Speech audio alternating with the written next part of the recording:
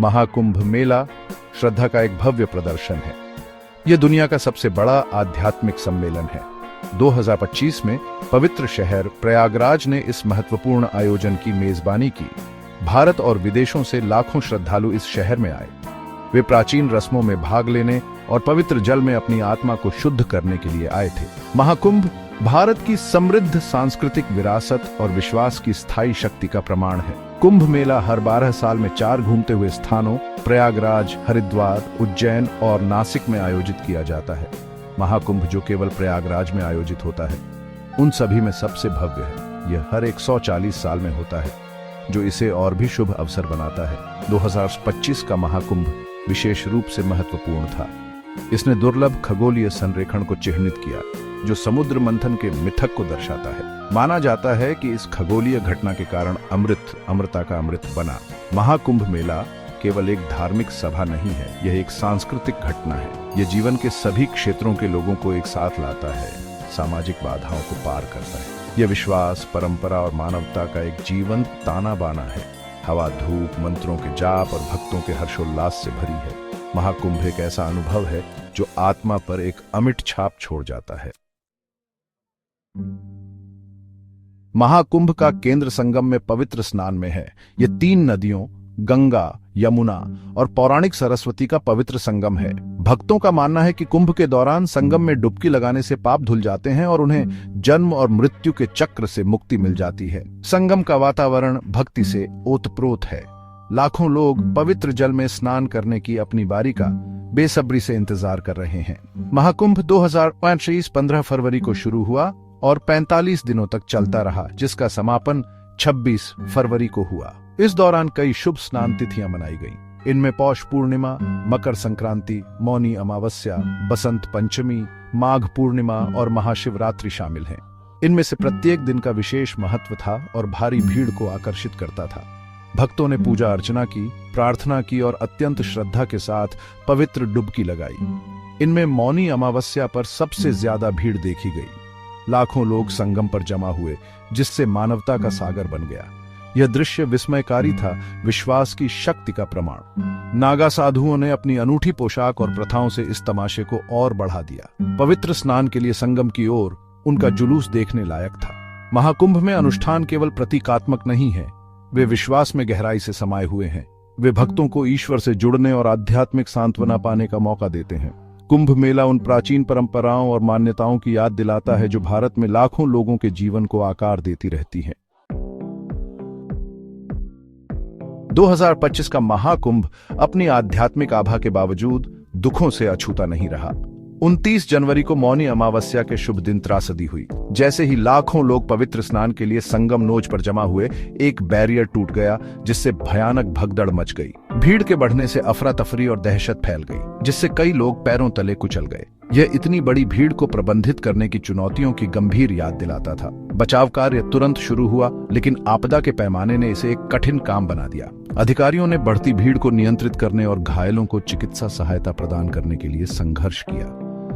भगदड़ के कारण 30 लोगों की जान चली गई, जिससे उनके परिवार बिखर गए। 60 से अधिक लोग घायल हुए, कुछ गंभीर रूप से, जिससे उत्सव के माहौल में उदासी छा गई। इस घटना ने देश में सदमे की लहर दौड़ा दी, जिससे इस अवसर का आध्यात्मिक महत्व फीका पड़ गया। त्रासदी के बाद भीड़ प्रबंधन और सुरक्षा व्यवस्था पर सवाल उठाए गए। इस घटना ने भविष्य में ऐसी आपदाओं को रोकने के लिए और अधिक मजबूत उपायों की आवश्यकता पर प्रकाश डाला। बड़े सुरक्षा बल की तैनाती के बावजूद सरकार को सुरक्षा में चूक के लिए आलोचना का सामना करना पड़ा। भगदड़ ने अभूतपूर्व पैमाने के एक कार्यक्रम के प्रबंधन में निहित तार्किक चुनौतियों की कठोर याद दिला दी। उत्तर प्रदेश सरकार ने महाकुंभ 2025 के लिए व्यापक तैयारी की थी। मुख्यमंत्री योगी आदित्यनाथ ने कार्यक्रम के सुचारू और सुरक्षित संचालन पर जोर देते हुए 0 एरर निर्देश जारी किया था। वरिष्ठ आईएएस अधिकारियों, जिनमें आशीष गोयल और भानुचंद्र गोस्वामी शामिल हैं, को विभिन्न विभागों के निर्बाध कामकाज को सुनिश्चित करने के लिए विशिष्ट जिम्मेदारियां सौंपी गई थीं। सरकार का ध्यान पर्याप्त बुनियादी ढांचा उपलब्ध कराने, कानून व्यवस्था बनाए रखने और लाखों तीर्थयात्रियों की सुरक्षा और कल्याण सुनिश्चित करने पर था। विशेष रूप से मौनी अमावस्या पर भगदड़ की घटना के बाद सुरक्षा व्यवस्था कड़ी कर दी गई थी।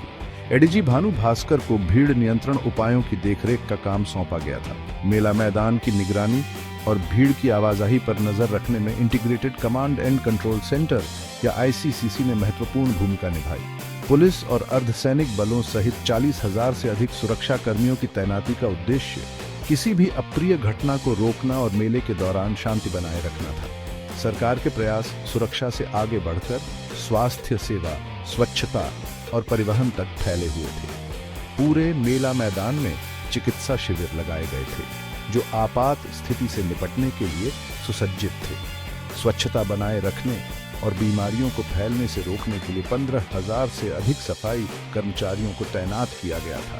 अस्थायी सड़कों और पुलों के निर्माण से मेला क्षेत्र के भीतर परिवहन आसान हो गया।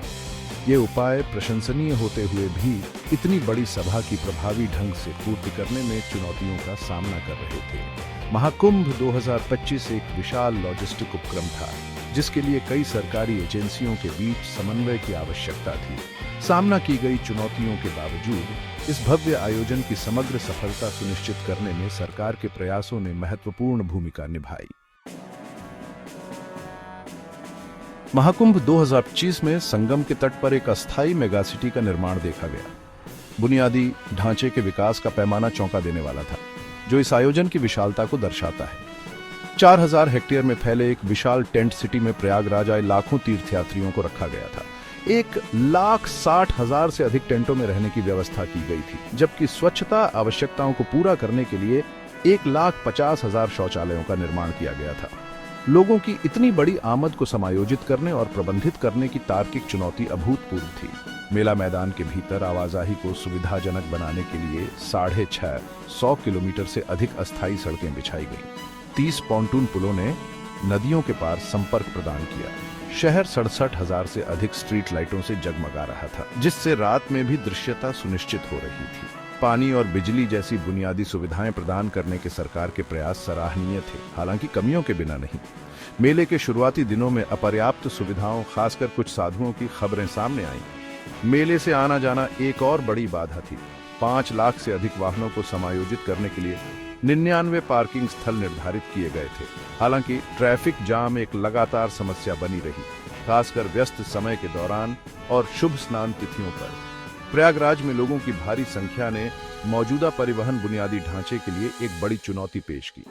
तार्किक बाधाओं के बावजूद महाकुंभ 2025 ने बड़े पैमाने पर होने वाले कार्यक्रमों को संभालने की भारत की क्षमता का प्रदर्शन किया। आवश्यक सुविधाओं से सुसज्जित एक अस्थायी मेगा सिटी का निर्माण देश की इंजीनियरिंग और संगठनात्मक कौशल का प्रमाण था। हालांकि इसने भविष्य में ऐसे मेगा इवेंट के सुचारू और सुरक्षित संचालन को सुनिश्चित करने के लिए बुनियादी ढांचे और भीड़ प्रबंधन तकनीकों में निरंतर सुधार की आवश्यकता पर भी प्रकाश डाला।